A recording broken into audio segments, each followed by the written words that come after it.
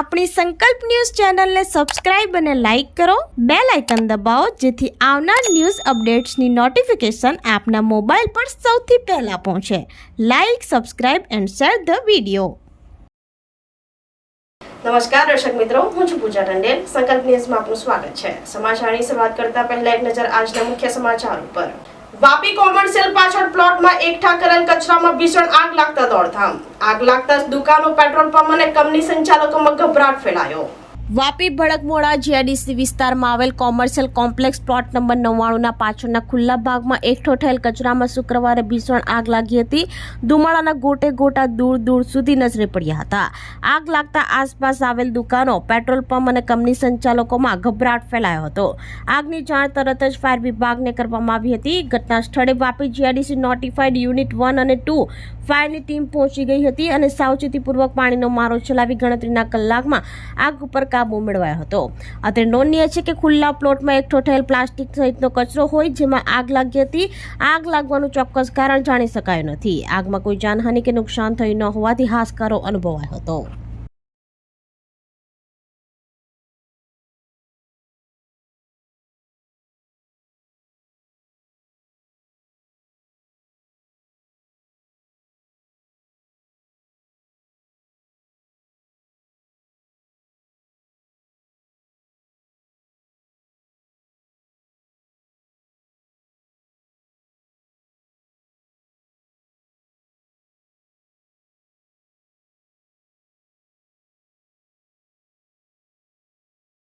વાપીના વટાર ગામે કથાકાર પ્રફુલભાઈ શુક્લની 866મી રામકથામાં શિવ પાર્વતી વિવાહ અને રામ જન્મોત્સવ ઉજવાયો. વાપી તાલુકાના વટાર ગામે કોટેશ્વર મહાદેવ પરિસરમાં ચેતનભાઈ જોશી ભીમપોળ દ્વારા આયોજિત કથાકાર પ્રફુલભાઈ શુક્લની 866મી રામકથામાં શ્રી રામ જન્મોત્સવ ભારે ઉત્સાહ અને ધૂમધામથી ઉજવાયો હતો. મંજુબેન પટેલ ભીમપોળ દ્વારા રામલલ્લાનું પારણું ઝુલાવાયું હતું. અવધ મેં આનંદ ભયો, જય રઘુવીર રામ કીના નાદથી વાતાવરણ ગુંજી ઉઠ્યું હતું. વ્યાસપીઠ ઉપરથી પ્રફુલભાઈ શુક્લએ કહ્યું હતું કે પ્રેમ પ્રગટે ત્યારે જ પરમાત્માનું પ્રાગટ્ય થાય છે. વટારમાં રામકથામાં ત્રીજા દિવસનો દશાંશ યજ્ઞ પાર્વતીબેન વિષ્ણુભાઈ પટેલ, કાલરિયા દાભેલ અને મુખ્ય યજમાન કપિલભાઈ પટેલ દ્વારા સંપન્ન થયો હતો.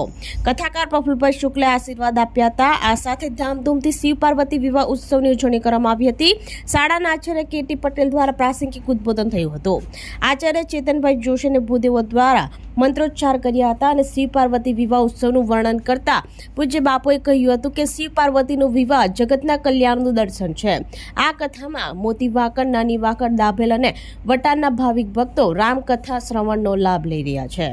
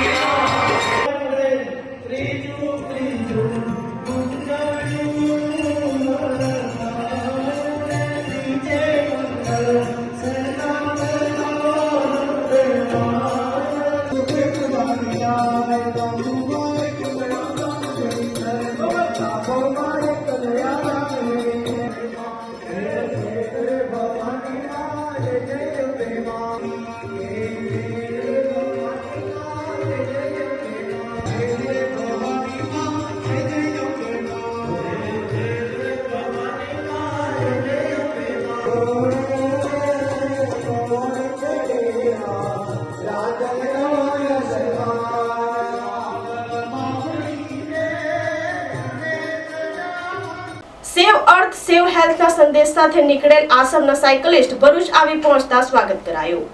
આસામના સાયકલિસ્ટ અનુપમ દાસ ભરૂચ આવી પહોંચતા ભરૂચના સાયકલિસ્ટ શ્વેતા વ્યાસ દ્વારા તેમનું સ્વાગત કરવામાં આવ્યું હતું. આ સાયકલિંગ યાત્રા 1 ઓગસ્ટ 2023ના રોજ આસામથી શરૂઆત કરી 13 રાજ્યોમાં ફરી આશરે 12,000 કિલોમીટર સાયકલિંગ કરી ગુજરાત ભરૂચ સ્વામિનારાયણ મંદિરે આવી પહોંચતા ભરૂચ જિલ્લાના સાયકલિસ્ટ શ્વેતા વ્યાસ દ્વારા સ્વાગત કરવામાં આવ્યું હતું. આ સાયકલ યાત્રા દરમિયાન અનુપમ દાસ આશરે 30,000 કિલોમીટર જેટલું સાયકલિંગ કરી દરેક રાજ્યમાં સેવ અર્થ તથા સેવ હેલ્થ હેલ્થનો સંદેશ આપશે. અનુપમ દાસની શુભેચ્છા મુલાકાત દરમિયાન પુરુષના મહિલા સાયકલિસ્ટ શ્વેતા વ્યાસે આ સાયકલ યાત્રા સફળતાપૂર્વક પૂર્ણ થાય તેવી શુભેચ્છા પાઠવી હતી.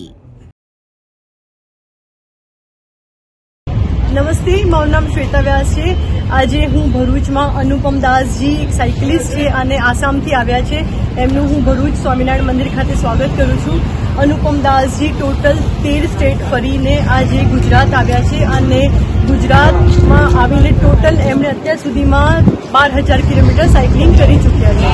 અનુપમજીનો મેઇન સાયકલિંગનો હેતુ છે સેવ અર્થ અને સેવ હેલ્થ. એના વિશે અનુપમજી આપણને કહેશે કે એ साइकिलिंग માટે કેમ નીકળ્યા છે, એમનો મોટો શું છે અને અત્યાર સુધીમાં લોકોનો સહકાર કેવો રહ્યો છે. अनुपम जी, सब नमस्ते, मेरा नाम अनुपम है और मैं आसाम का रहने वाला हूँ. आसाम से पूरी भारत भ्रमण कर रहा हूँ एक मैसेज लेके कि सेव अर्थ और सेव हेल्थ. तो उसका जो सबसे बड़ा उदाहरण है साथ में लेके चल रहा हूँ कि साइकिल की जितना हो सके साइकिल वगैरह का यूज़ करो तो उससे प्रदूषण कम होगा, हमारे एनवायरनमेंट के लिए अच्छा है और प्लस साइकिल चलाने से एक्सरसाइज होता है तो हमारा हेल्थ के लिए भी अच्छा है.